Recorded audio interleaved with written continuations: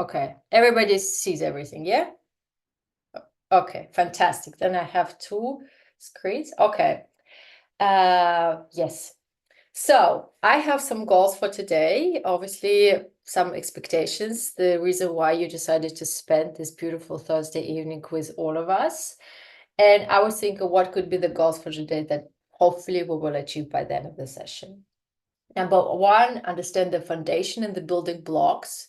Again, I'm not giving you you don't take this pill and then everything is fantastic. Yeah, so that's a lot of work behind for all of us. If we are in this journey together, if you start interviewing for something, it's a work, it's a process. But I hope when you understand and we walk through these building blocks, it will help you know what to prepare and how to prepare. Understand the process, why and how. And here I would like to share the experience as a hiring manager as well, who is part of the interview process, who is part of the decision making, and who is part of the feedback making stuff, and learn to treat interviews and job search as a diversified strategy. That we will walk through that, and I also share why it is important.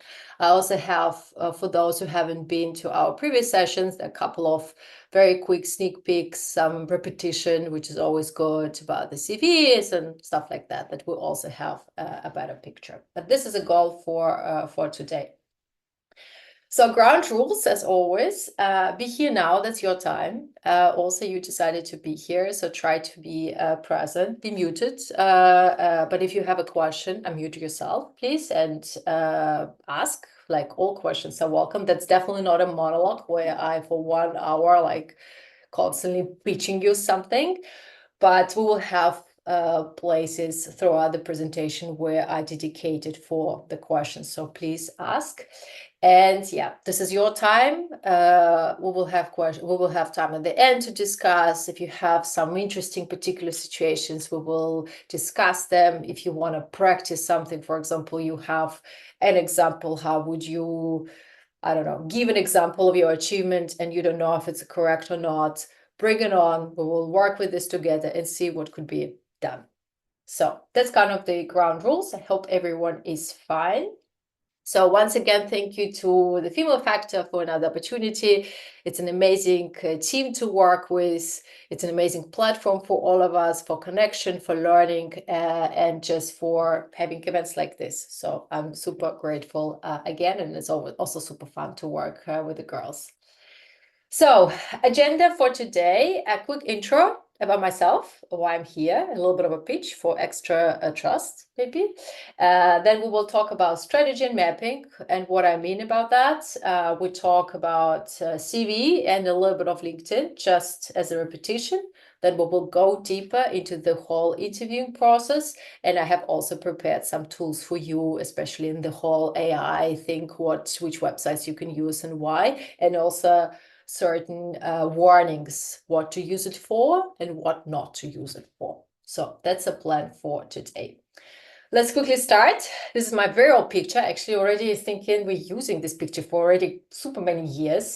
Tell we definitely need to change it, but still, that's the picture I have, and we're recycling again. So who I am, I call myself an international commercial leader because I've been working in different markets with different teams.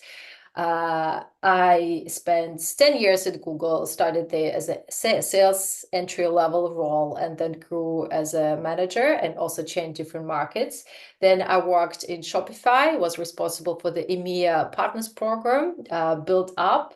And now I am a sales lead at 𝗵𝗲𝗿𝗀. 𝗵𝗲𝗿𝗀, if you guys know, in Austria, 𝗵𝗲𝗿𝗀 is the biggest marketplace in Austria. And I'm leading a sales team for advertising here.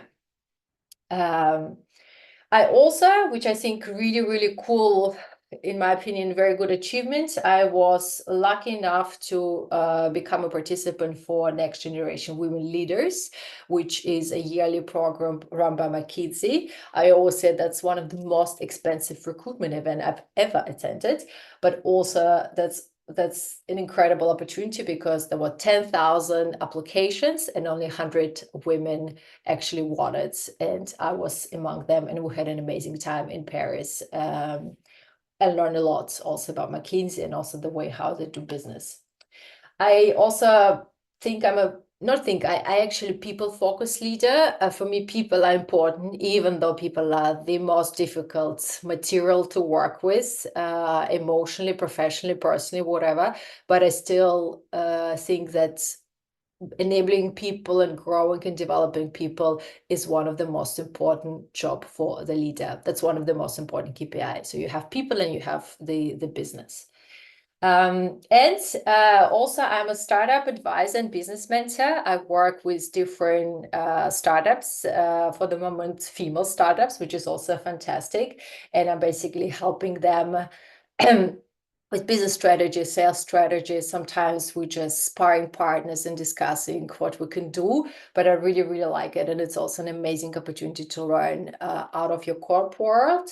What else is there? And that's also pretty challenging because the questions that you receive, sometimes you have absolutely no idea. And that's also a biggest learning opportunity for me.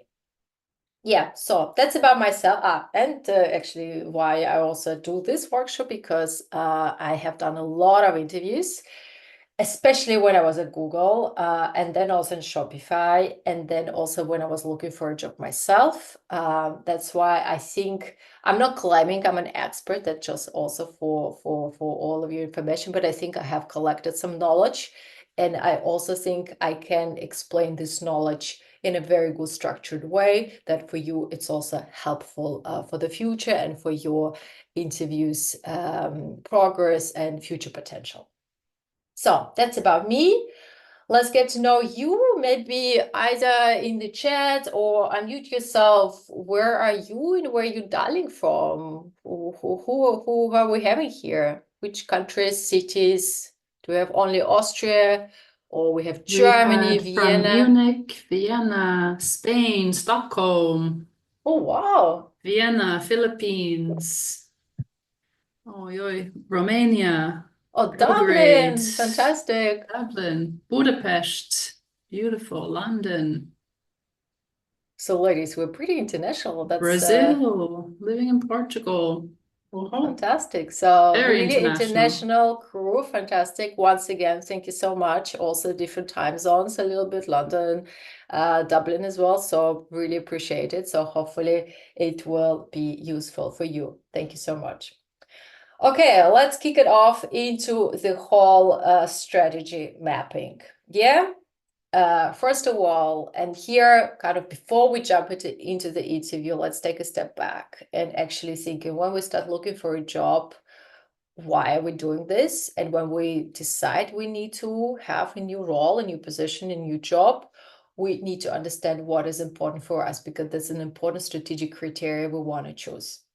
Okay, what is important for you? Number one, obviously your values.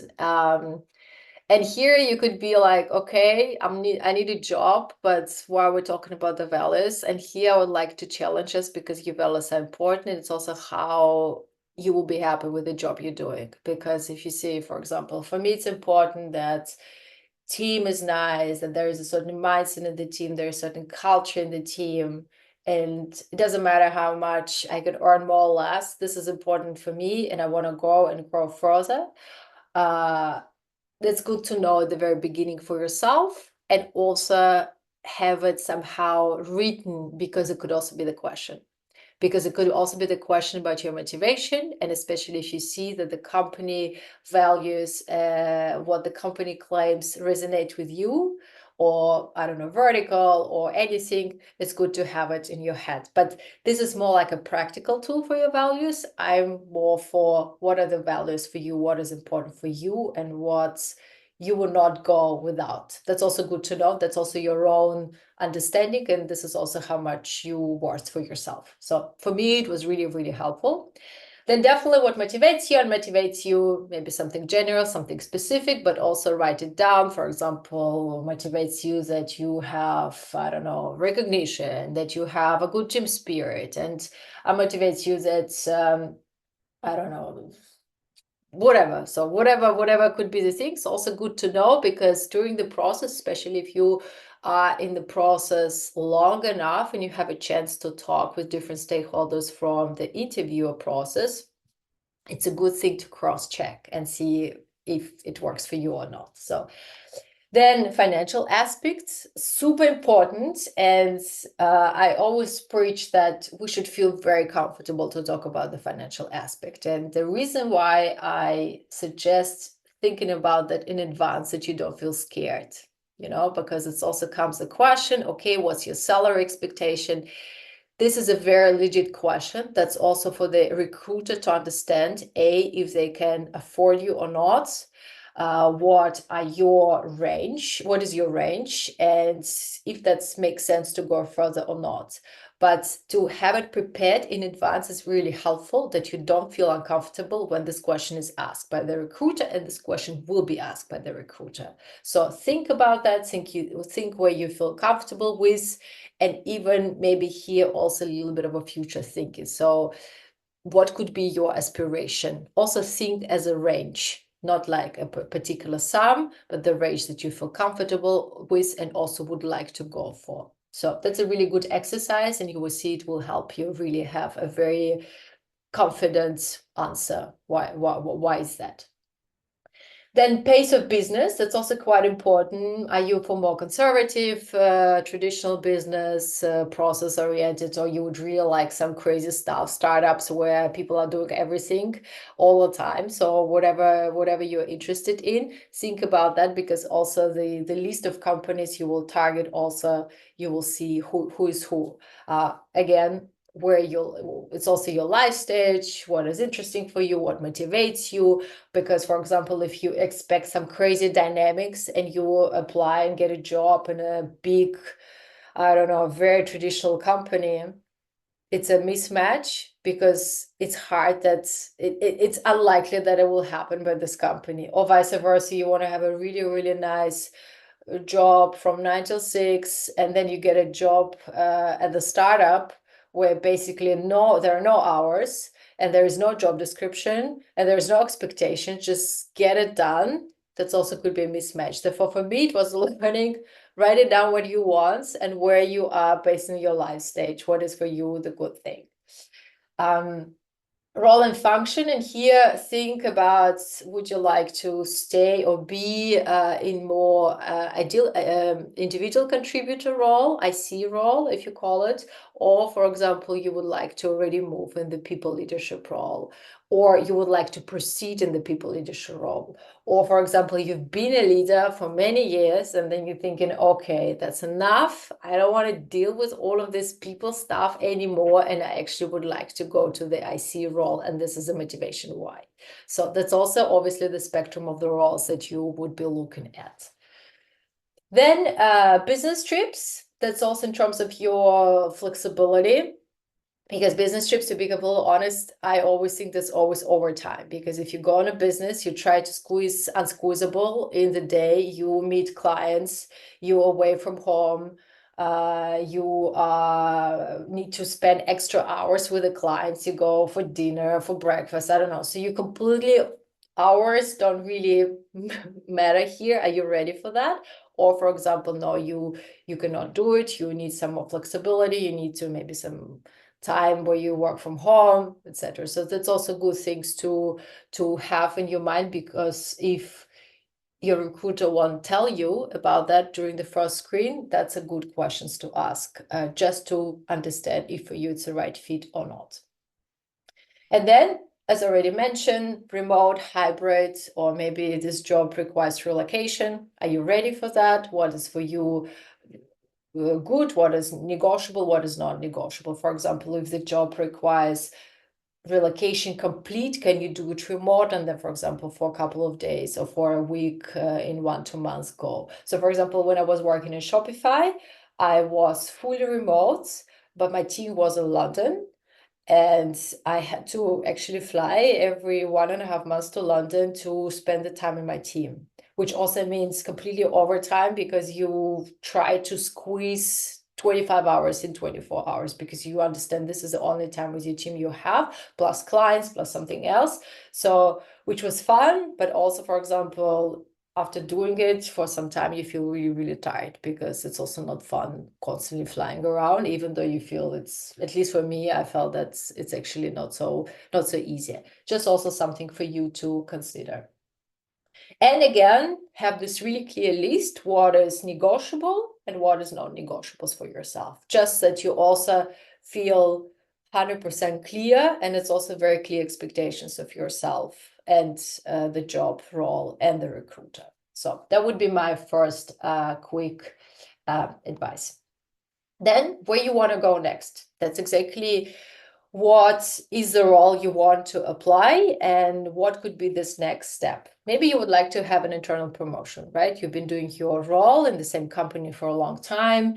You're already super senior. You love this company. You don't want to move. Internal promotion is the way to go. That's your reason. Maybe you want to do industry change, cross industry, sub industry, something new. Where you want to go, again, for everything should be motivation why. And motivation why is the first question that you usually ask. Tell me about the motivation why you apply for this job. That's why you should understand why you are doing this. Obviously, different markets, current skills and skills you want to learn. We'll talk later a little bit about SWOT analysis that you can do with your own self to understand where you are, but maybe you want to learn something new. And that's, again, for example, you want to have an internal move, an internal transfer to a different role, but very similar to yours, but slightly different because you want to learn extra skills because they're interesting for you or something else. So this is also a good analysis to do.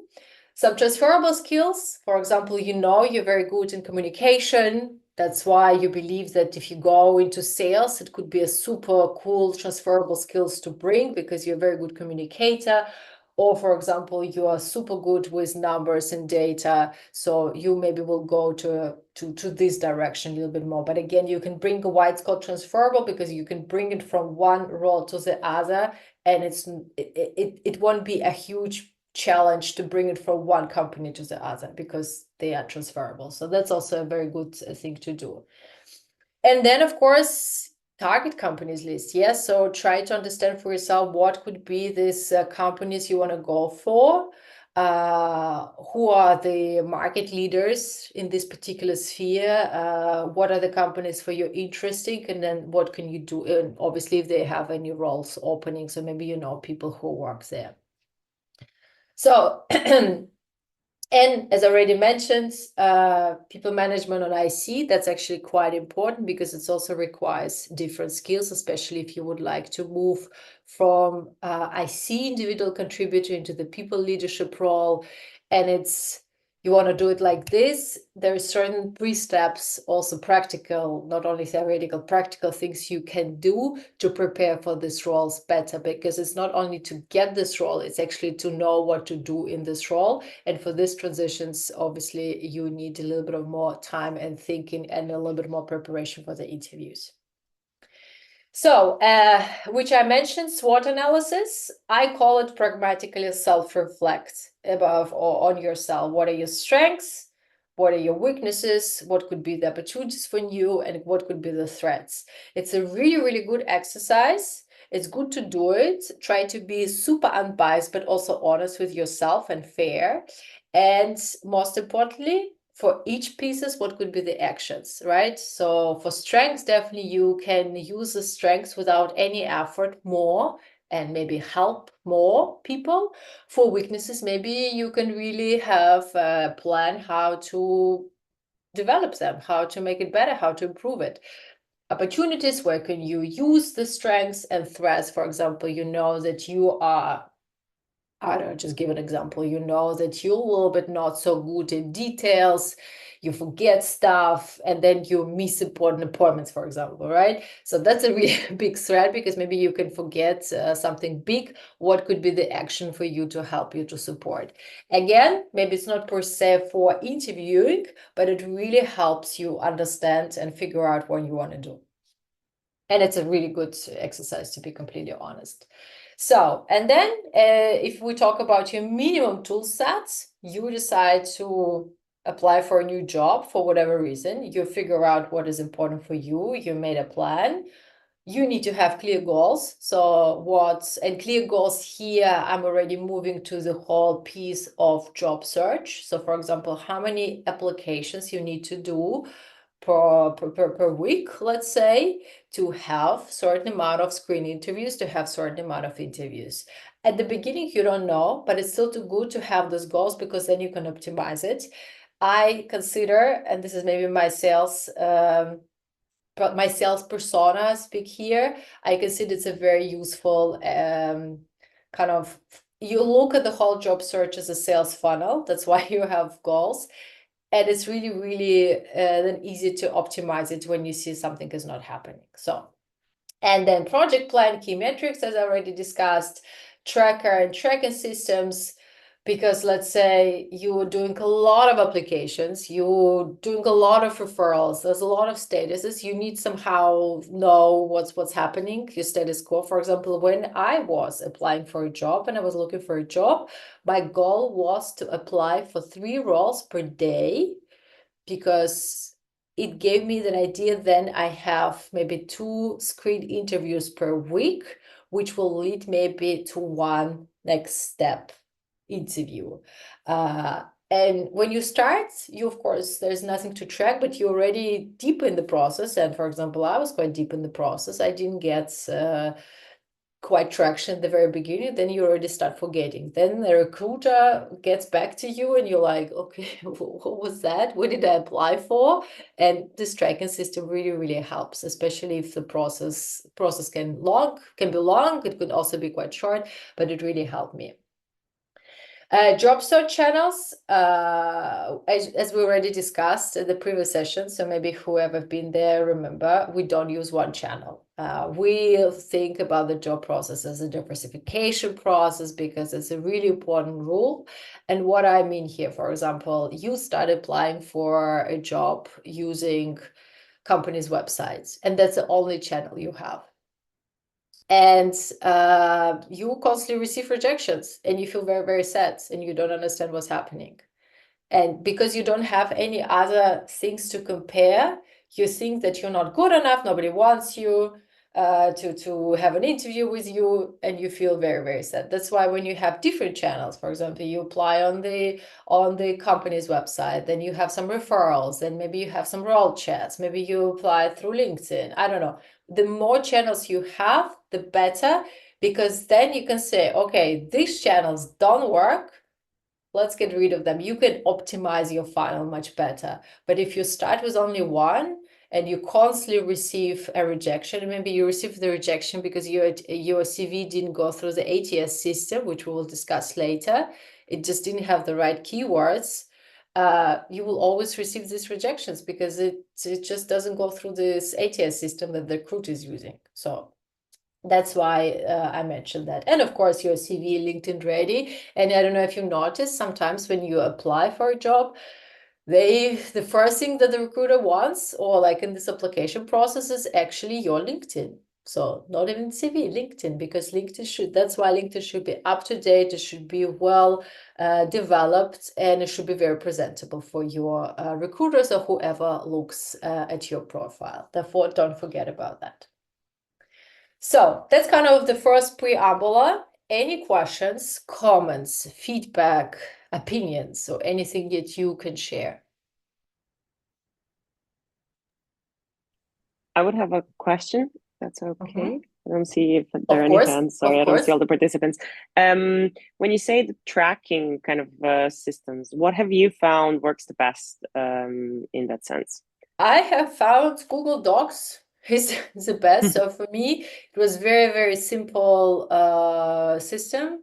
The date that I applied, the link, even though here then I found the link could be gone. Therefore, just also something that you learn afterwards, just the role could be gone. But it was usually the date, the role link or the role description, status, applied, next stage, rejection, not rejections, and next steps. And for example, if I had a referral, who referred me? Because when I was looking for a job, I basically went out there and so many people referred me to so different roles. And at some point I forgot who referred me for what. That's why to keep the system. But again, my case maybe was a little bit extreme because there was a lot. If you have one interview and get a job, that's also fantastic, right? But Usually it's not the case. Therefore, we talk about let's be better prepared when the process is long and we used the best out of the time. If you get a job straight away and it's an amazing job for you, perfect. That's also amazing. But for me, a very simple Google Sheet really helped. But here, the way the shape and form are for you, here it's mostly that you have something where you say, okay, this is where I am, this is my status. This is, I know what's happening. I have a little bit of a control. Thank you. Cool. I have a question as well. For some reason, I cannot find the raising hand tool. But my question is, which tool do you use for market research? So let's say you know which topic or you know the branch or industry you want to work with. Do you do, let's say, companies or startups, you name it, research via LinkedIn, via Google, or how is your strategy for it? So 2 years ago, I would tell you, I only use Google and whatever I could find online. Now, like with the whole ChatGPT could be your first place. And then you read and find obviously the company websites, but now with ChatGPT got so much more efficient that you can just say, hey, could you please give me 10 competitors in Europe for this particular company? It gives you still need to check. That's also, it's not like you 100% trust it. So please don't, because still there's even like a term with AI, it can hallucinate. So, but it's a good start where you don't need to figure out yourself. It's a good start to then check it and read it and do some research. For example, for company numbers, some for vertical numbers, if you have some access to 𝗵𝗵𝗿𝗀 or this kind of big platforms, that's amazing, use them. If not, there's always something you can grab from Statista, which is for free, also good indicator.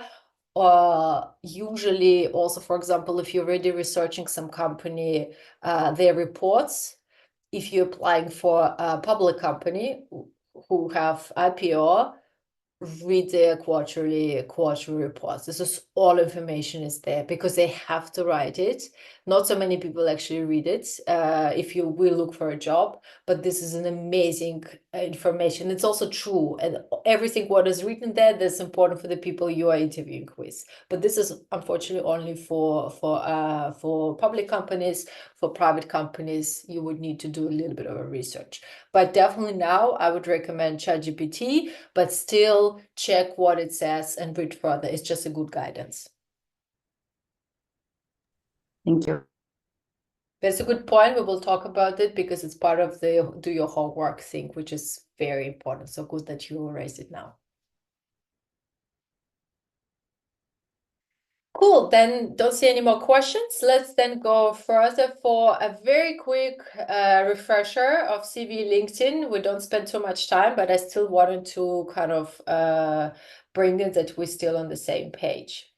So what is your CV? Just want to also kind of remind you, it's your private and customized business offer card that you want to sell. Yeah, it's your conversation to the interviewers. The only job of your CV that you invited to the interview. That's it. That's the only job that this document should do for you.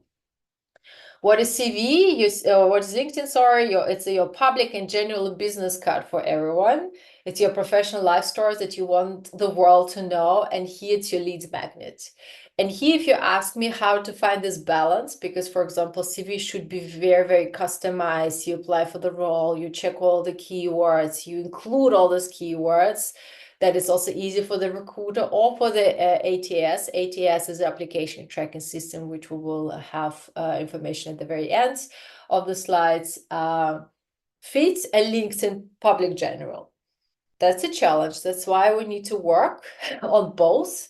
And that's not something that happens. For example, it still takes me, I constantly look at my LinkedIn, I constantly think what I could add, what is relevant, what is not. So it's a kind of always on work, but for the kickoff when you just start, yeah, let's say you're doing your first applications, make sure you have a really strong CV with the right keywords for the role that you're applying.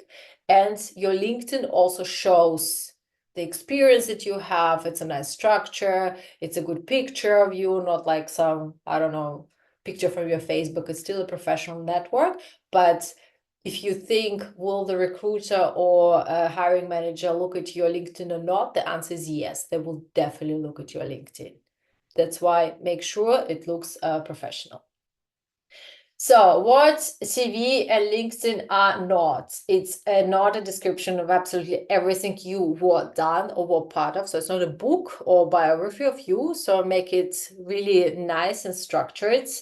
If you ask me what's a max page, for me, max page is two pages. That's it. And also the challenge is the more senior you get, you still need to fit everything into 2 pages. So that's why it's not so easy, but it's definitely not the book people read, especially when you're about to when you're about to interview somebody. That's not the best practice, but sometimes it happens. You read the CV when the person is telling you about him or herself and you're reading the CV. So that's why it needs to be really, really well structured.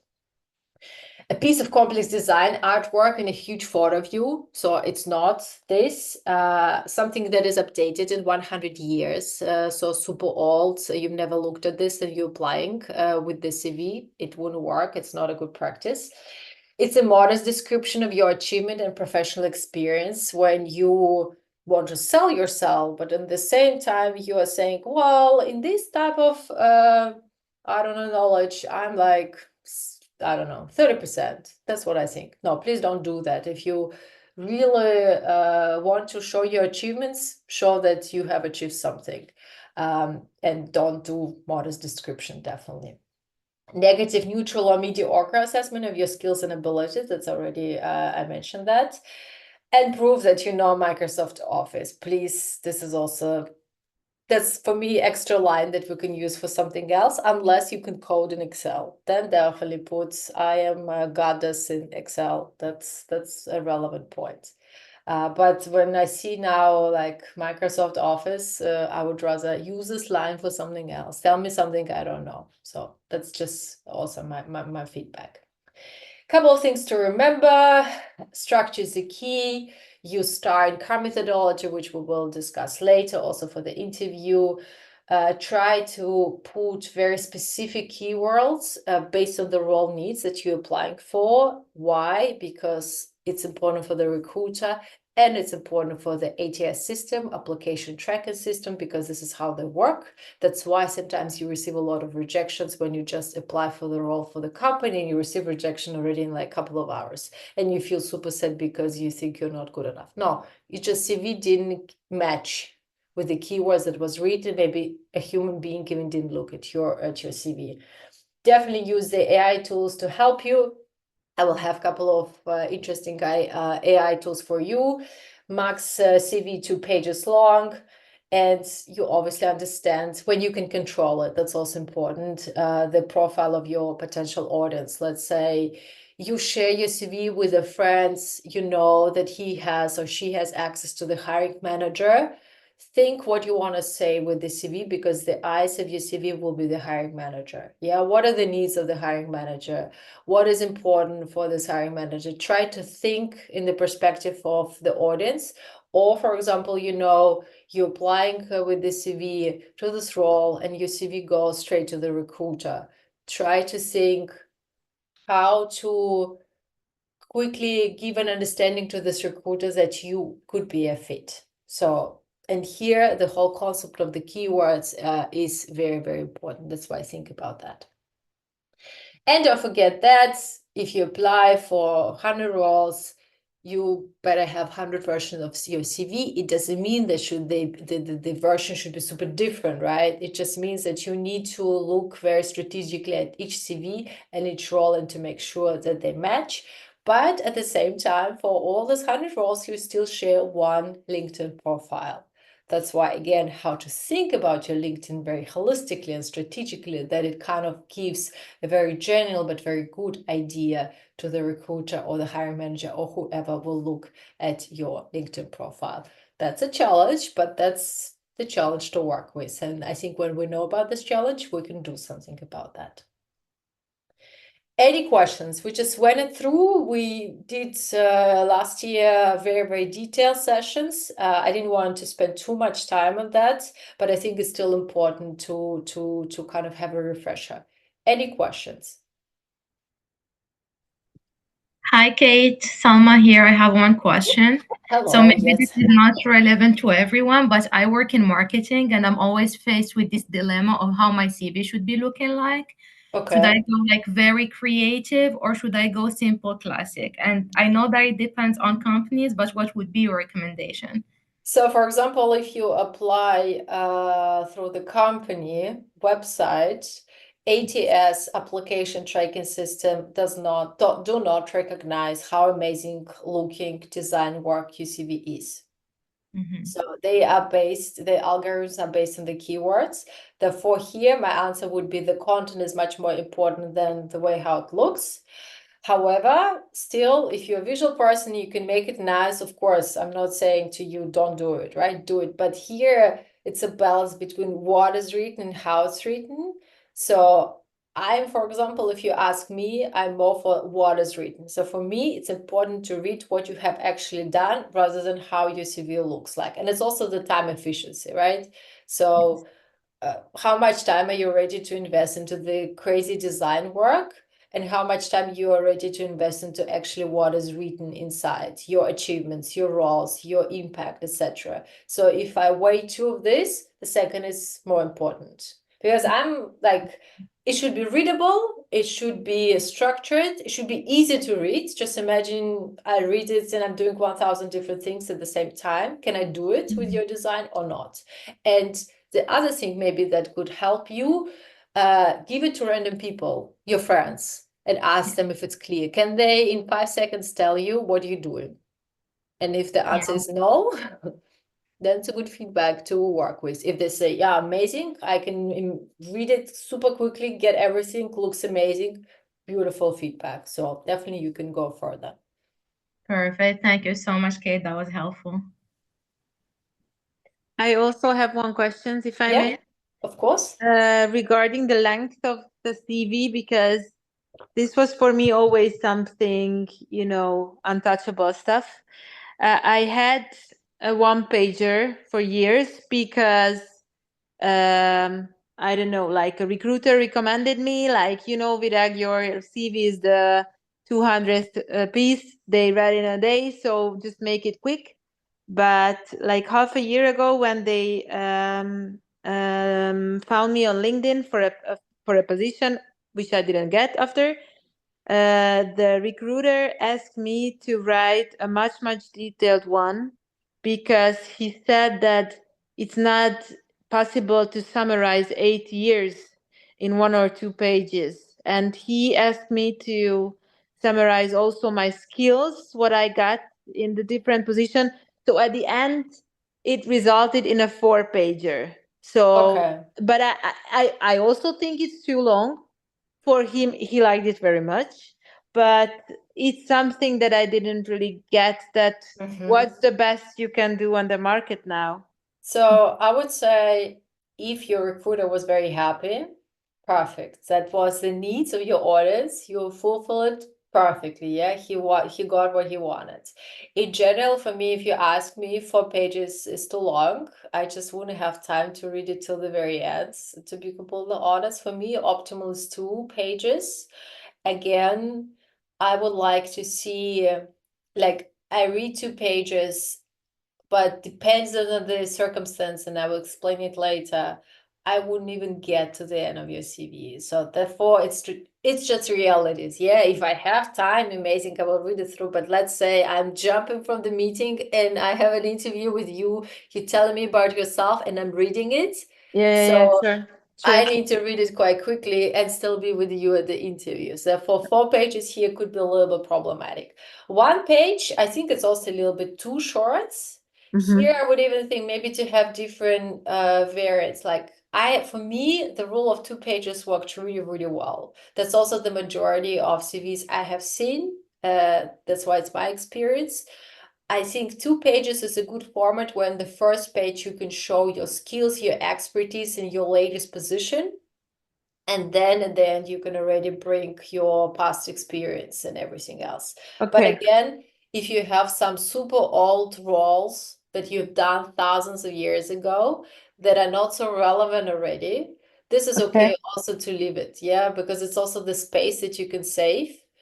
And it's also happened super many years ago. It also depends when you're in a career. If you're just a junior who's starting, definitely include all your work that you've done for your university or wherever. But if you're already looking for a next level role, your CV is just only to attract attention because you are there to tell a story. That's also important. That's why interviewing, preparation, telling the story about yourself, giving more details, this is where you basically, this is your job. So to sum it up, 2 pages for me worked well. If your audience asks for a super detailed description, perfect, that it worked for him. But in general, I would say it's a little bit too long. And one really quick question, just because you mentioned, is it okay if I see that one of my roles is not relevant to the one that I'm applying for?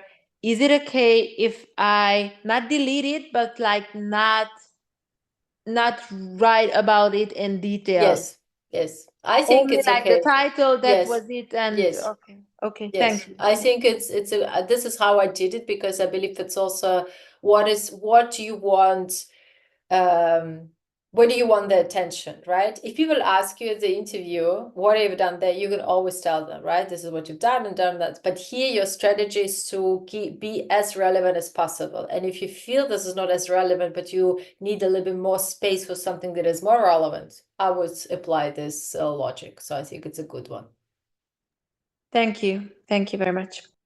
Cool. I have a couple in the chat Yeah. here as well, so I'll just read them. Vasi said, do all companies actually use ATS? I noticed that since I made my CV more creative and beautiful looking, I started receiving more emails back from companies and invitations for first interviews. Is the question, do companies use more ATS or Do less? all companies use Not ATS? all, but a lot, especially the companies that have a high level of applications. So that's true, because they need to optimize resources. If you receive thousands of applications per day, if you're a big corporation, yes, the companies use that, because also for the recruiter is a streamlining of the process, because the recruiter also needs to understand where the candidate is at which stage, because it's not only scanning your CV, it's also, and that's why I have a couple of links for you at the end. This is also the whole process. Yeah, it's also communication with you. It's also scheduling interviews. It's a lot of other things. Therefore, if the recruiter is overstretched, or responsible for a lot of things, I think they use it. If you're applying for a startup or something maybe a little bit more old school and traditional, good question, maybe not. We can even go further and see what is adoption for ITS by market, just to have an idea. Maybe somewhere it's more, somewhere it's less. But I would say if you're applying for a high dynamic, bigger company that is hiring, and you see a lot of positions for this company, for example, on LinkedIn, then yes, the companies do use ITS. Otherwise, they will not be able to manage the whole process. Great. And then Maria had 2 questions. So first is how to optimize your LinkedIn if you need to adapt it for different job applications. That's a good question. We had a really big workshop on that. That's why I don't want to really spend too much time, but anyway, I will try to answer. So the same logic, for example, that you use for CV in terms of describing your roles, describing your achievements, use the STAR model, which we will discuss. Also describing what was the situation, what was your impact, results. You could also use it for LinkedIn. The good thing about LinkedIn, here there is no limitation in terms of space. So you can write as much as you want, but also be strategic, know that people will look at that. And it's also a little bit of a test and trial. So if you write it first time, also see what are the best practices. Maybe you follow people, see how their CV is done, maybe it will work for user motivation, because this is what I did when I started. But then you see how it works. So it's also not like you do it and it's done. Yeah, it's also constant practice. Here, the advantage of LinkedIn is very dynamic. You decide. You don't have to be super specific for the role. It's not the job of LinkedIn. LinkedIn is a professional social network, but it still needs to give an impression you have experience in this, but maybe in something else as well. So here you can go further, but still don't go completely crazy that people look at your CV and they don't see the same roles on your LinkedIn, or there's something mismatched with the data points, Try to be aligned with these things, but with LinkedIn, of course, you're a little bit more flexible how to use it, and also use it for all the personal brand, do some posts, share something. That's also something that you can do. It's not only the static view of your profile. And I'll also look for the recording from that event and share it with everyone here as well. The second question, we'll make it quick, is any tips on how to find referrals if you're looking for a job in a new country? That we will cover it. It's called tap into your network. Go deep into the research and get yourself for 2-3 months. With LinkedIn, it's also possible to do it for free, a premium account.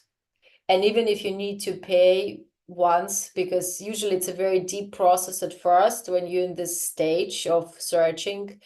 Premium LinkedIn, even though it costs so much, it's actually a good deal.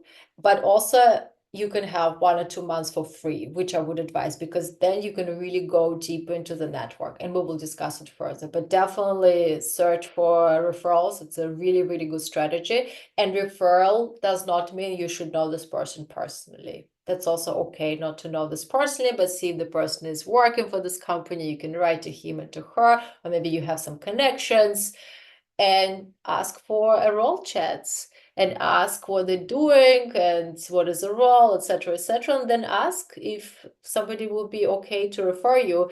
And you can hear a lot of different answers. You can hear, no, I don't know you, I'm not going to refer you. But you can also hear, yeah, sure, no problem.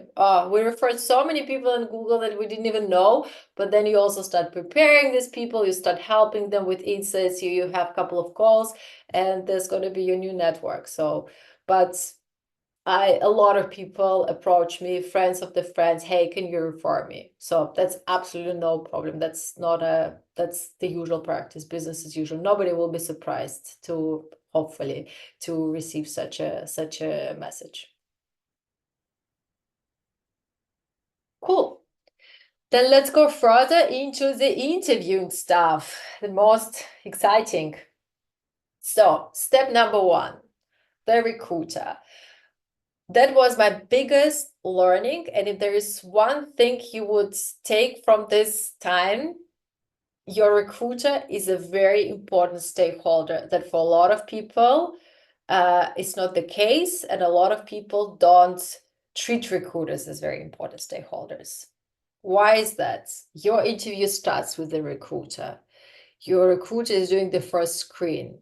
The recruiter is someone who is helping you, can give you insights. Therefore, to start building, to treat recruiter as the stakeholder, equally important as the hiring manager, is a good practice. It would really, really help you. Even if you don't get a job, believe me, a recruiter can go above and beyond and help you and give you these insights. Because he or she needs to ask it from the manager. That was also my personal learning, and that was one of the biggest insights for me, that the recruiter is a super important stakeholder. Therefore, it starts with them. As I said, stakeholder in the process. They're very busy and they're super potentially overstretched, so also understand if they don't reply to you straight away. Also with the whole, that was happening at least in tech, with the whole layoffs, recruiters were the first people to be impacted. So companies lost or had to lay off a lot of recruiters because they were not growing as much, but still some were left. And when companies restarted their hiring process, much less recruiters was responsible for doing this. Therefore, it's just physically not possible sometimes to do it. Therefore, also treat it with respect, with understanding. And yeah, recruiter is also the one who is not only managing your application, they're also managing external and internal candidates at all stages. So screen interview, interview with the recruiter, with the HR, I don't know, offer stage, etc., etc. So just imagine how much work they're doing. Therefore, again, just also understanding that it is. Recruiter plays also in both teams. They have the goal from whichever team they need to fill the position, but also, of course, if they believe you are good, they also want to hire you. They don't make the decision per se, but they really kind of will help you to get as much information as needed, because it's also their goal and they're incentivized. Therefore, it's also good to know. And as I said, be nice and kind and start building the relationship with your recruiter. Ask how they're doing, write them a nice email. Don't treat them as someone who just is not important. That's very important. Ask for feedback even when you have your first screening. Usually the expectations are that we ask questions when we have an interview with the hiring manager of the team, and we don't ask any particular questions from the recruiter.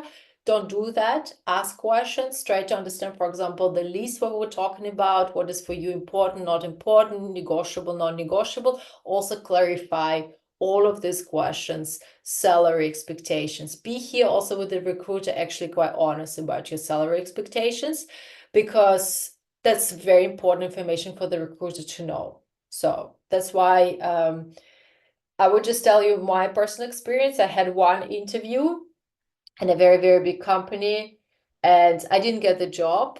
But for whatever reason, I actually was good fit for the company, but not good fit for the role. Thanks God I didn't get the job, because I wouldn't like it. But that was at that time the feedback. And I had a really, really nice relationship with the recruiter. And then I asked for feedback, and what I received, I couldn't believe. He just probably asked the feedback from the managers, and this managers sent something to him, and he just did a copy paste for me. So I could actually read what the team thought about me. And it was really, really cool, because I could really understand why was the decision not to take me. And it was nothing against me. That just was certain business setups that they needed certain skills that I actually didn't have, but they needed very, very urgently. And this feedback really helped me understand that it was not only about me. There was a lot of things that I could just not control. I did a great job. Everybody liked me, but that's the situation. So for me, it was really, really helpful. And I was really impressed that the recruiter actually managed to get it for me. So it was really, really helpful. Number 2, who knows what is 𝗵𝗵𝗿𝗀 is? Another abbreviation. It's a tell me about yourself story. It's something actually I didn't know, but then I learned. A good friend of mine shared it with me, and I thought that's actually so, so good to think about that when you prepare for the interview. Tell me about yourself story. And here it's important that we, in this tiny little pitch, which is a couple of sentences, we tell something about ourselves personally, who we are, what is important for us, and also who we are professionally, professional identity, high-level career insight, and most importantly, why we think we're a perfect fit for this role. So here, my advice is really to practice this, to practice it, to prepare it, to even learn it by heart, to test different, maybe a couple of times test it out. How does it land? Because I found this, usually you're very nervous at the very beginning because it's like stressful. Your interview just about to start. Therefore, to have it ready, and when you know it's ready and when you kind of memorize it, it's also, you feel much more relaxed because you seem to be more relaxed. Maybe you're not, but because you know your stuff very, very well, it also helps to produce this first good impression that you actually strive for. Therefore, tell me about yourself story. Don't think it as a random question. Take this question as a very strategic first question and prepare for that. And when we're prepared, definitely we can feel much more comfortable. As I said, scripted, practice, and memorize it. Flexibility, yeah, but I didn't do it. But when I learned about that, I thought, wow, that's a super cool tip. I should have done it. So definitely do it in your interviews. Keep the structure, step number 3. And here I want to share something from my hiring manager experience. Yeah, when we have the interview, doesn't matter with whom, doesn't matter, is it a super important, not important, this is a really highlight of our day. We're a little bit nervous, we could be very stressed, we're preparing for this. So this is really like the part of your day that you are anticipating, right? When the hiring manager has this interview with you, this is one of their thousands meetings, especially if you are doing it online. I was just in a different hangout call and I'm with you. So can you imagine the transition? Therefore, to have a very clear structure of your answers is mega, mega important. So that's why, if another thing I want you to take out of this, preparation for the structure of your answers are very, very important. What could help you? STAR or CAR. STAR stands for situation, task, action, result. Maybe you've heard about it. CAR, it's a little bit of a shorter version. Context, action, results. So what is it for you? For you, when you think about certain questions, and we will go further, which potentially questions could it be? When you prepare an answer, try to prepare the answer in the structure.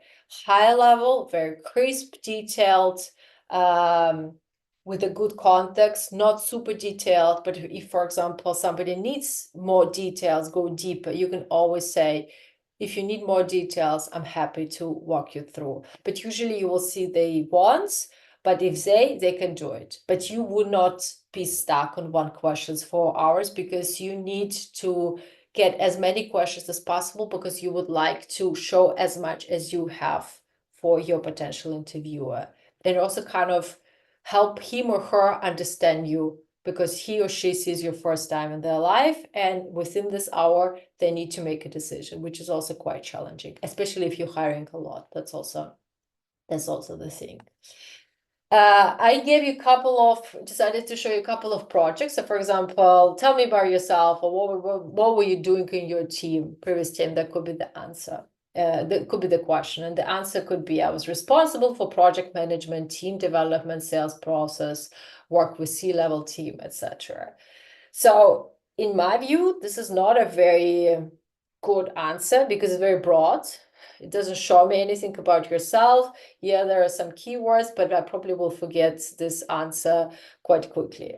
What, on the other hand, you can do? You can really be specific. You led a team of 5 account executives to transfer one of the biggest and most conservative retail focus, blah, blah, blah. So you can really read it, but what here you see, there's a situation, you know your numbers, you know your results, you show the innovation. It's obviously to show the difference, it's a little bit extreme. I just wanted to show you 2 worlds. Your answer could also be very, very sharp and not so long, but it's important structured. That was a situation, that's a context, that was a problem, that's what I did, that the results were got. And on top, you can say, this is something I have learned afterwards. Because, for example, one of the most common questions that I asked, what would you have done differently? Because for me, it was important to see that potential candidates have this ability to self-reflect and kind of evaluate the post-mortem results. So I've always asked these questions. Not everybody answered that. For me, there was a little bit of a flag, but the structure, when you have the structure, it's very easy to remember that, and it's very easy to kind of say, that's what the candidate is saying, I'm following it. It's very, very easy. That's why I definitely use the structure. How can you do it? Prepare several examples using this. Examples are short, concise, and high level. Suggest proactively if the interview needs more details. Again, if your answer is quite crisp, give them the right to go deeper. Yeah, but don't force it on them. Don't go into details and get stuck in the ruts. Ask them if they need more details or not, or we can go for a next question. And again, script and practice it till it gets natural, because when you're nervous, and you know that you know it, you will feel much more relaxed, and you kind of will bring your examples. And at some point when you do a little bit more interviews, you understand how to better answer the question about your motivation. What was the most challenging situation? Have you ever had a situation where the clients, just give an example from sales, didn't want to book a campaign with you? And for these answers, you have very, very good for these questions, you have very, very good answers with a good structure, where your result and impact is shown and explained, which is, then, is the most important thing. Another question, another tool that could absolutely help you. And I also learned, unfortunately, about Amazon leadership principle a little bit too late. If I knew them earlier, my God, that would be amazing revolution in my interview preparation. Check it out. Even if you don't apply for Amazon, even if you apply for Amazon, like, learn them by heart, because this is really how they interview.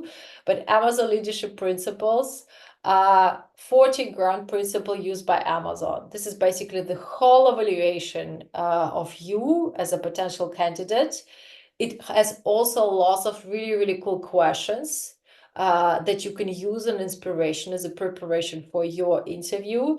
There's tons of trainings on YouTube, like lots of them, and you can see how to reply to these questions. They're very universal and transferable. Like, they really, what I have learned, if you learn them, if you understand the logic of these Amazon leadership principles, they are a really good foundation for any questions, because it's kind of it covers, it's pretty ingenious. It covers all the business needs, and it's really, really cool. And if you go through 14 of them, you will see there are some very specific IC questions, individual contributors, but that's also some good inspiration for leadership roles. Obviously, they could be very extreme. For example, there's a principle for, I don't remember, it's like very Amazon specific, be also mindful.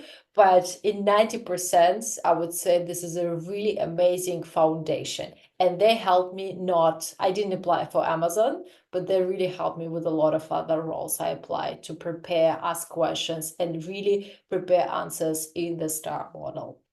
So definitely would recommend to check it out. It is really, really cool tool and collection of questions. So step number 4, and this is exactly what we have already mentioned, do your homework. What does it mean? Learn about the company, its value and its mission. Learn how the company is earning money. That's also very, very important. Understand what's the business model, what's the biggest clients, and how they actually making revenue. Because if you understand that, you can also ask certain questions about the business projection, business challenges, competition, etc., which are very, very good questions. Learn about clients' portfolio of this company. Who are these clients, vertical, segments, markets. Try to understand the clients of this company. Maybe you can also have some examples to resonate with the problems of these clients. Let's say one of the idea. What is the USP of this company? What is their value proposition? Think about that. This information is usually all on the website of the company. So important to really prepare, especially when you're already at the stage, maybe not for the screen interview, but definitely for the stage of the hiring manager interview or the team interview. Related industries and trends, how they're influencing related industries and trends could also be a good idea. Definitely competition, know at least 5 top competitors of this company and why they're competitors, because it's again a good question to ask. What's the strategy, and maybe share some insights. And All of this research will help you prepare some relevant questions to ask. Questions could be business related. Again, depends who you're talking to. Can be company culture related, can be vision related. So for example, if you're talking with the hiring manager, you can actually ask certain questions about the strategy, vision, competition strategy, competitive strategy, etc. If you, for example, talking with one of the team members, you can definitely ask about the company culture, what they like about the job, how they're managing this and this, what do they think about the competition from their level. So that's a really, really good overview of the company. Plus, you will learn a lot. That's also one of the things when you prepare for the interviews well, you are becoming an expert in things that you've never been an expert in. So definitely take the time. And definitely learn about the people that will be interviewing you if you have their contacts. Check them on LinkedIn, see what they've doing, see what they've been doing.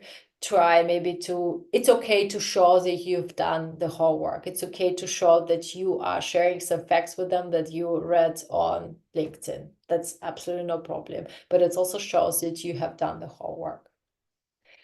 And there's something also we talk, tap into your network. Try to always get first-hand insights before. And here, again, LinkedIn is an amazing tool to see if you have any connections. Maybe you know somebody who knows somebody. Maybe this person could be introduced, or you just go to the company profile, you look at people who's working there, you try to find maybe a person of the similar level of the role that you're applying for, and write to him or to her.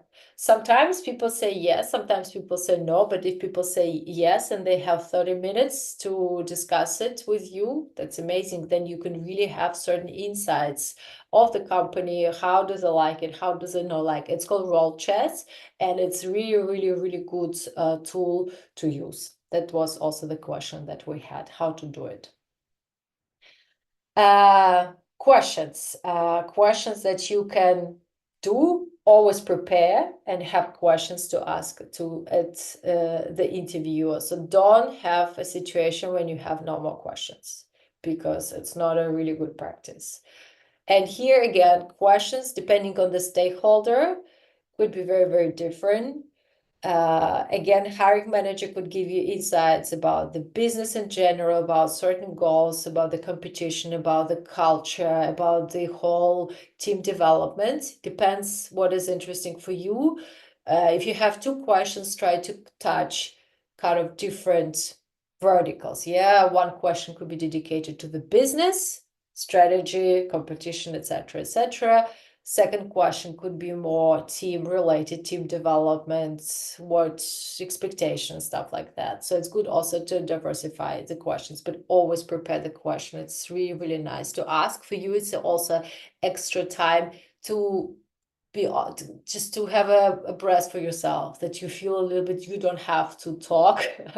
And usually, even if you run out of time, if it's a normal interview, for example, even if we were short of time, I always ask if the candidate had time, because kind of it's my job to facilitate the interview, and it's my job to have extra time to have this 5 minutes for the questions. Sometimes it doesn't happen, but I always stay longer for the questions, because it's also important for the candidate. And actually the questions, it's also good to see what is interesting for the candidate.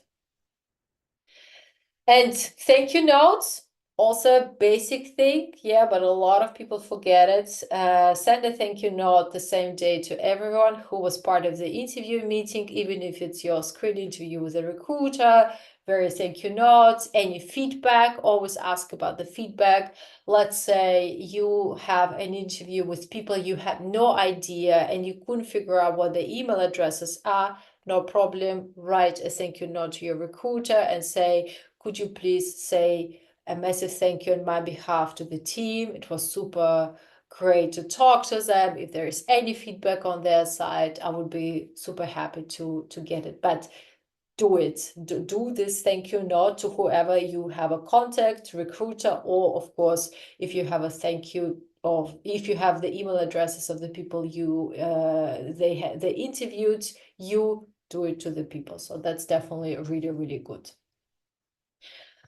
Then coming to not sometimes good part, follow-up feedback notes, especially if we haven't heard anything for a long time. That's also a really good thing to do. Follow up with a recruiter based on your process knowledge and expectations. So for example, if your recruiter said to you, in a couple of weeks, I will follow you up with a progress, and it didn't happen, that's okay to ask. Yeah. If you receive a rejection for whatever reason, as sad as it is, try to understand why, because sometimes what you hear also will help you get over with emotion. So for example, once I applied for the role, which seemed to be quite good fit for me, and I received a rejection, and I was like, okay, they didn't even have an interview with me, and you feel immediately not so nice. Yeah, you just receive rejection. And then I ask for feedback, what I could learn, maybe there's something I misunderstood, and actually the feedback was I was too senior for this role.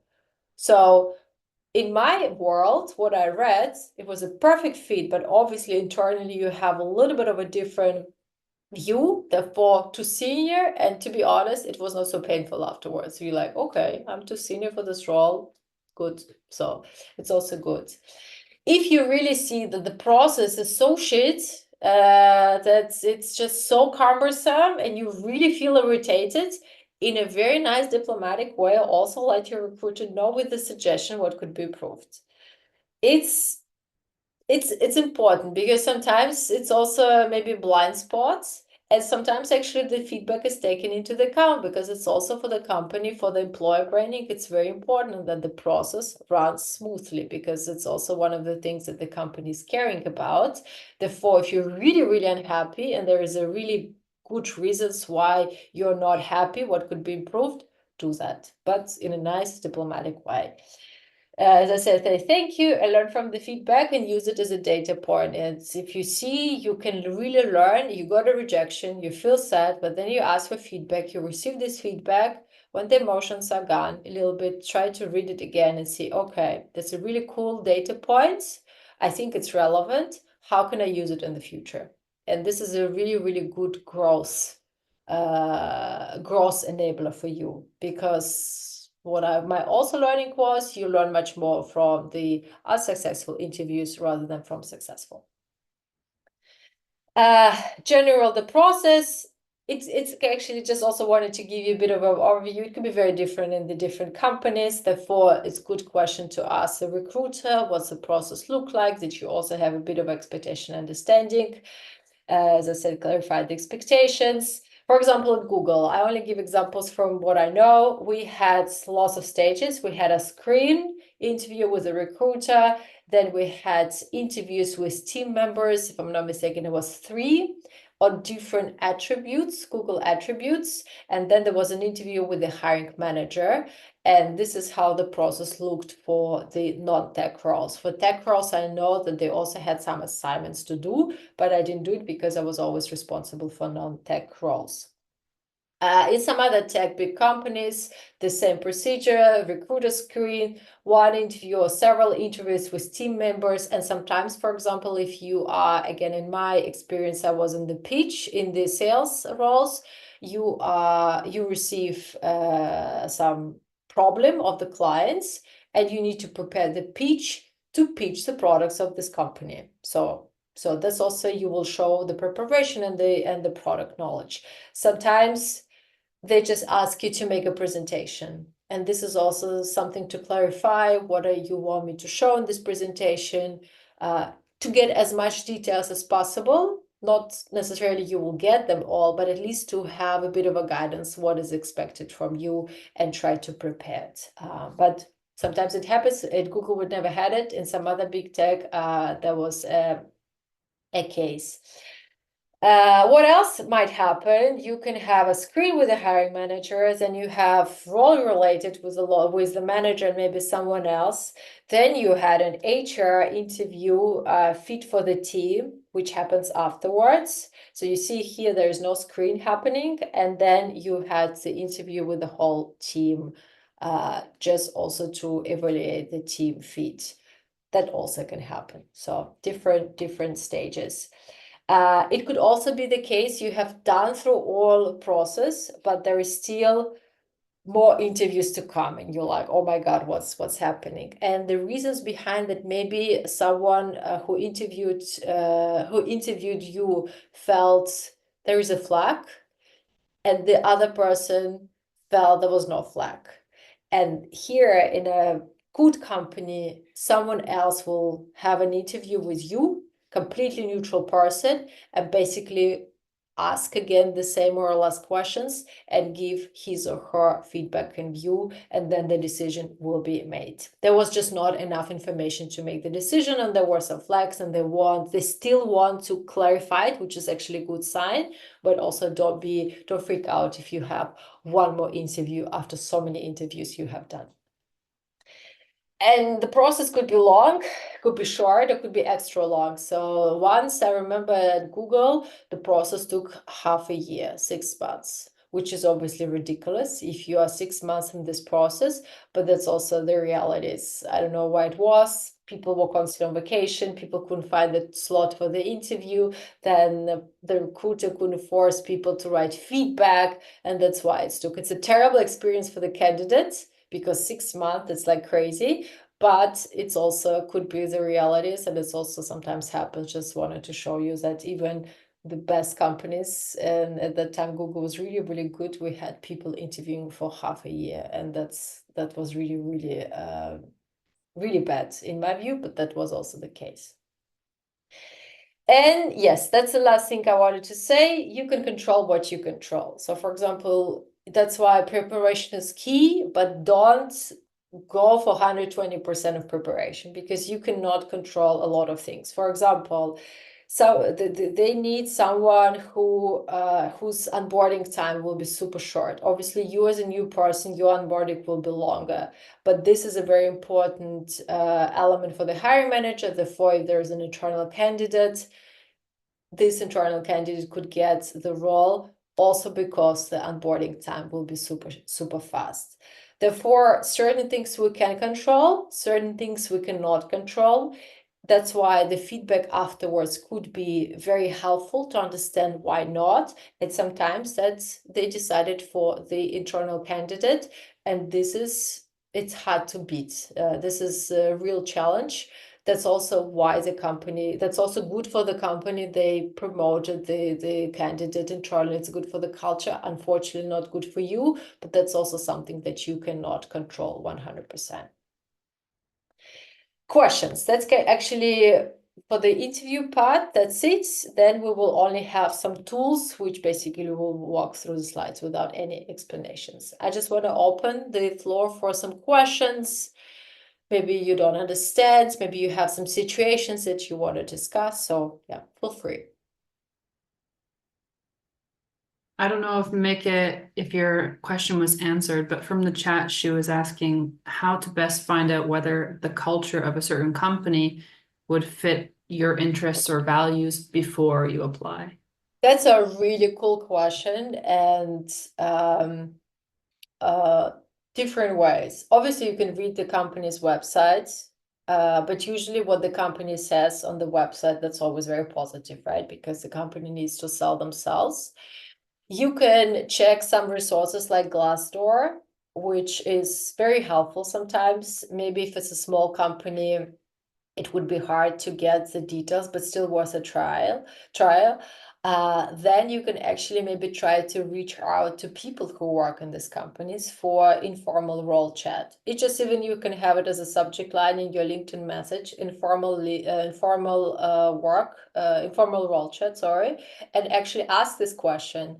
What's the company culture like? What's important for you guys? How do you work? But be very, very like positive and neutral and see what people are saying. I'm not guaranteeing, obviously, that all of this channel will work, but that's one of the ways to get extra information about the company culture and values match.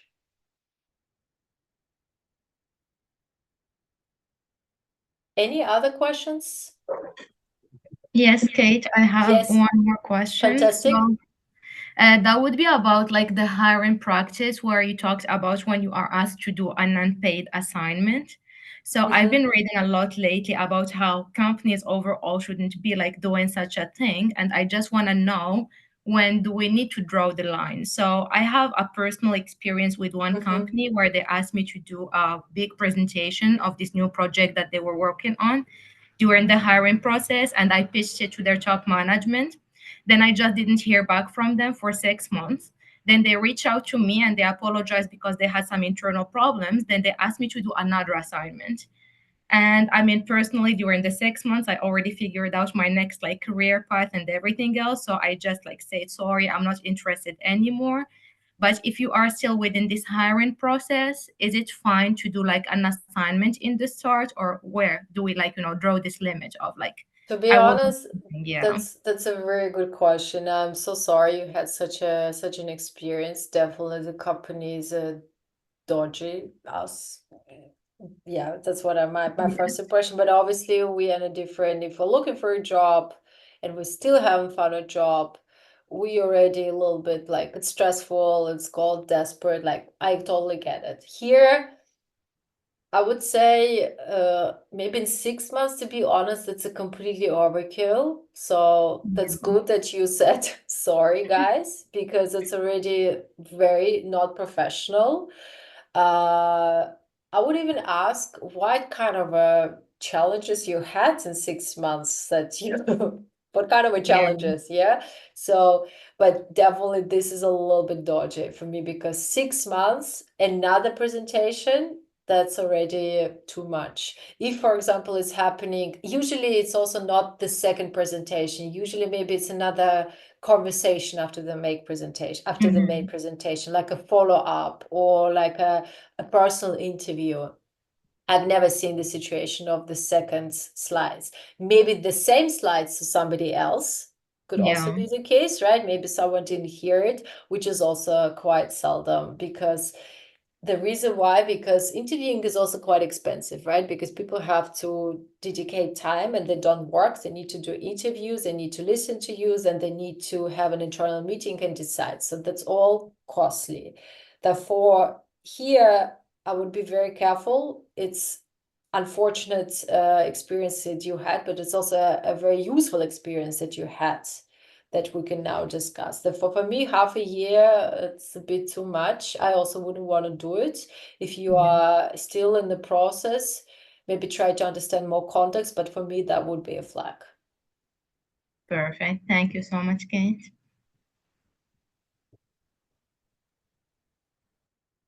Any other questions? I would have one, yes. Yep. I don't know if there is like an informal rule for recruitments, how positive feedback they can give, because it happened with me this summer twice, actually, that at the first round of the interviews, the recruiters were like overwhelmed. They told like this super positive feedback of me, like, oh my God, this is exactly the value we are looking for. I think you're the fit for the role and stuff. And at the first round, I didn't even need something like this. So at least I took the second round for sure after like this. So they disappeared for a month. And after that, I got one sentence email from both companies that I'm sorry, you were a really great fit, but we found someone else for this job. And it's weird because the recruiter is not the decision maker. So, and that, but still, if they are so overwhelmingly positive with you, then you don't expect a sorry note after a month. I understand. Thank you. So I understand you. Thank you for the question. Here, probably a recruiter oversold you. So it's also, a recruiter is the one who is selling you the job. So not only you who are applying, but it's also the recruiter needs to sell you the job. Okay. So I would say they overpitched it to you, and then at the end, the way how they did it's also not super nice. So here, I would just take it with a pinch of salt when there's so much excitement, especially after the first screen, because again, as you said, that's not the decision maker.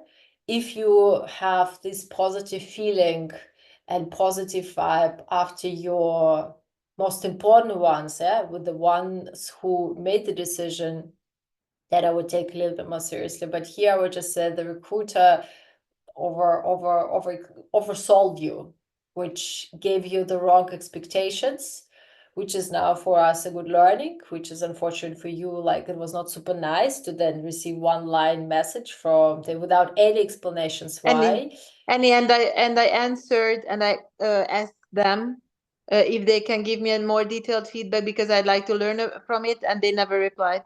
That's also happens, Yeah. unfortunately. And it also And- shows, for me, it always shows then that's okay that I got a rejection, because that's for me, that's a really important indicators, because again, you never know in which situation you will be. It could also be the case that then you have 3 offers. It could also be the case. It just happens and you have not 1 offer, you have 3 offers.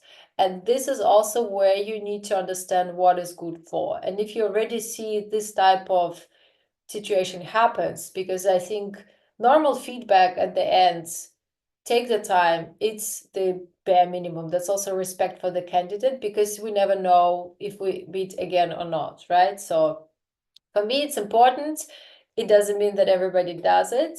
Your job is done. You ask for it. You did everything what you could control. Unfortunately, the reply from the other side, you could not control, right? So that's a little bit sad. But great that you did it. Excitement of the first screen interview from the recruiter, fantastic, but I would still wait for the main part to see how it goes. Thank you. Thanks for your answer. We do have a couple here in the chat. So Basi was asking, would it be good practice in the thank you note after an interview to mention that you reflected on the interview and there are some things you feel you could have expressed better? Or does this show rather uncertainties? Or do you think it might be a good practice? I would say just say very normal thank you notes. Because again, when you are still a little bit biased, you cannot say what you've done well 100%, what you haven't done well enough. Maybe you feel you've done really bad, but actually in reality you've done quite well, because we all have different ways of assessment ourselves. So here I would just say very neutral. Thank you very much. I have learned a lot. Thank you for your time. Would really appreciate any feedback, which I would definitely use to learn from for the next time. So something like this. Everything else is still your personal opinion. Maybe it's not the case. Maybe you're right. I don't know. But why would you already put it straight? So I wouldn't do it. If you already receive some feedback, which is like this, that's a proof of your own feeling. Yes, it was exactly like this or not. Give you an example also. I had my first, like once, I don't remember when, just during COVID, I had an interview first time in German, and I never worked in German before. And I also didn't really speak German. So I basically learned it by heart. So I learned the whole script. And I was so concerned that I would make a mistake in German. So I was a little bit more concerned in terms of how I was saying stuff instead of what I was saying. That was also my self-reflection. And I thought that's the only decision factor. And I was really, really concerned about my German. When I received the feedback, and that's exactly the situation when the recruiter actually shared it with me quite transparently, there was not a single word about my German. There was something about great for the company fit, but maybe not so for this particular role, those clients, but not a single word about my German, even though that was the only thing I was actually worried about, which was good enough. It was clear I was not a German native speaker, but it was good enough that I could do the conversation. So, which I thought it was terrible.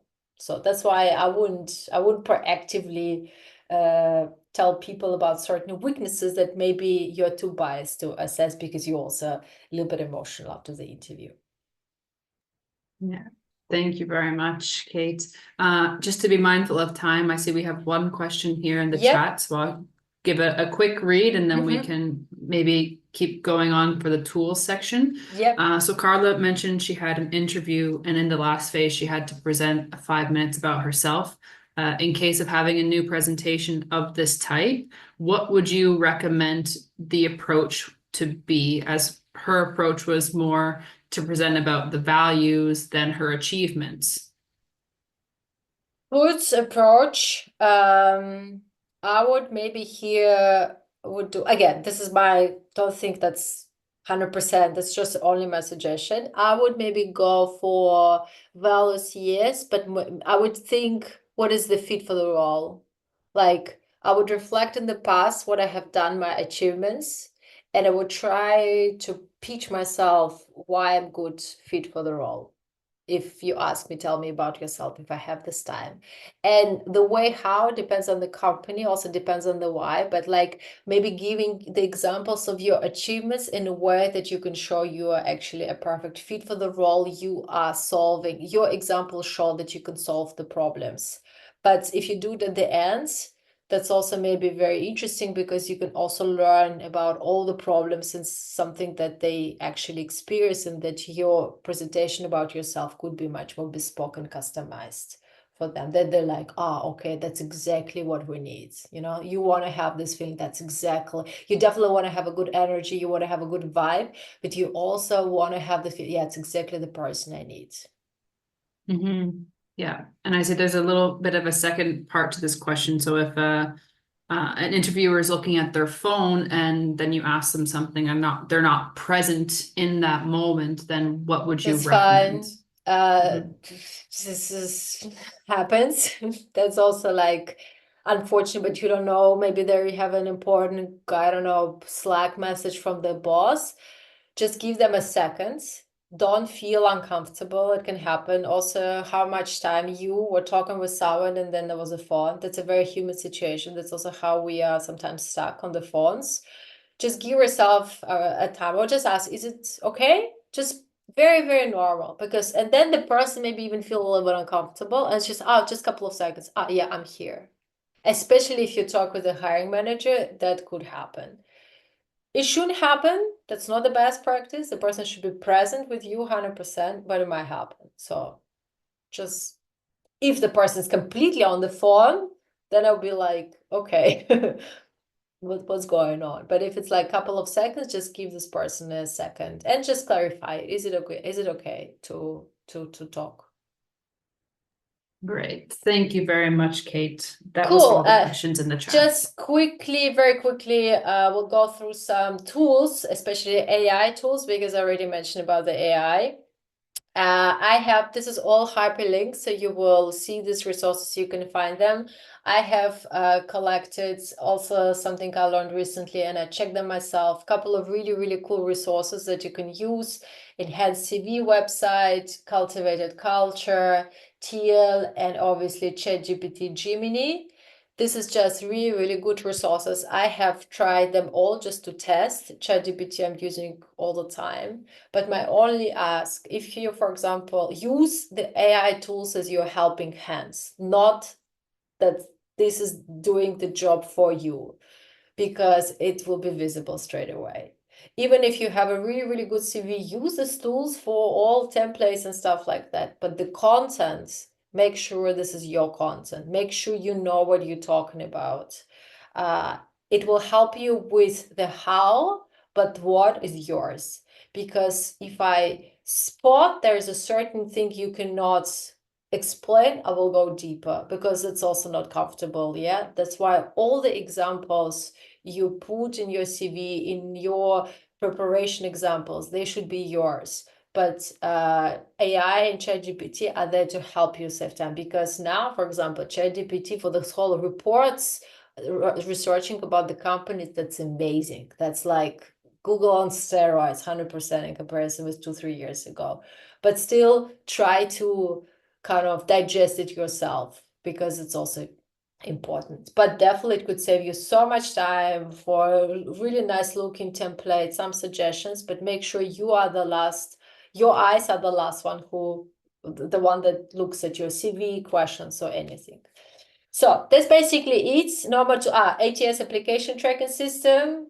Couple of links for you, ladies and guys, to go through. I found them very useful for me to understand what it is, and I think it's also good. They will all be in the slides, and that's basically it. Thank you so much. Definitely share your feedback. Tell us if you, oh my God, I have a typo, sorry, connect without E, sorry, too many slides. Get in touch, connect me on LinkedIn. If you need any support and help, let me know. I also do this, I also can consult and help you, but definitely if you find this session useful, let us know, let Taylor know, let Female Factor know, because for us it's also the reasons if we should do more of this or less, because if we believe it's, if you say it's completely irrelevant, I've learned nothing new, sorry, waste of my time, 1.5 hours, it's also a good indicator for us that probably we shouldn't do this session again. Well, the feedback so far seems quite good, so I think it was definitely impactful. I know I learned a few things here as well. Thank you so much, Kate, for taking the time to provide all of this value for our members today. And also just to remind everyone that the recording and the slides, they will be made available to you next week. So it won't be right away, but we will get it to you next week. So make sure you stay tuned. Thank you, Taylor. Yes, ladies and gentlemen, I don't know if we have any gentlemen, only saw the ladies, but in any case, thank you so much for your time, great questions. Thank you for transparency, for being honest.